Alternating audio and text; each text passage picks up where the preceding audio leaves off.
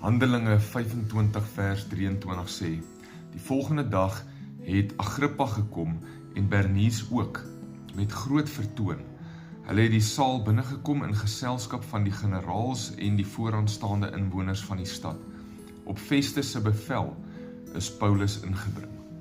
So hierdie hoofstuk gaan verder aan met die storie rondom Paulus se verhoor en sy gevangenskap in Caesarea.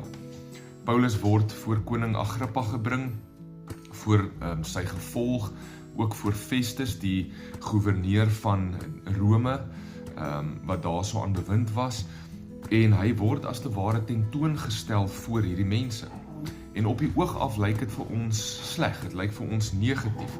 Waarom verlos God nie vir Paulus uit hierdie omstandighede uit nie?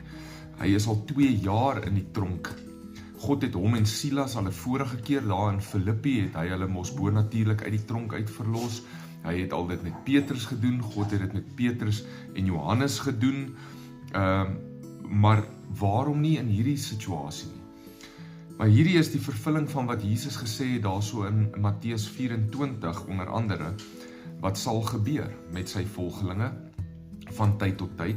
Hy het gesê in hierdie laaste dae sal volgelinge van hom voor owerhede gebring word, in situasies beland, geplaas word, maar dat hulle nie moet vrees nie, want die Heilige Gees sal hulle lei in hierdie situasies en hy sal hulle die woorde gee om te sê en die krag gee om 'n getuienis van Jesus te wees in hierdie omstandighede en voor hierdie mense.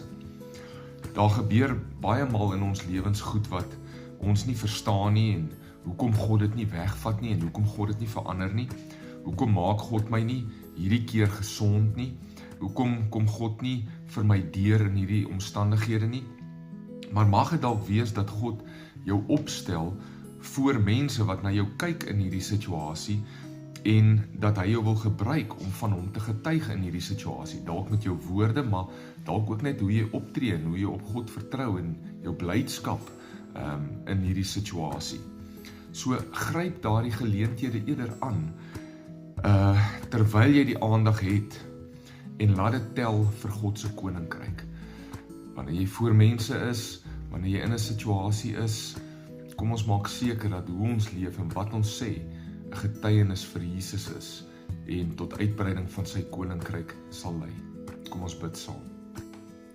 Here, help my om geleenthede waar ek tentoongestel word aan te gryp om oor U te getuig deur woord en deur daad in Jesus naam. Amen. Mag jy 'n wonderlike dag hê. Die Here seën jou.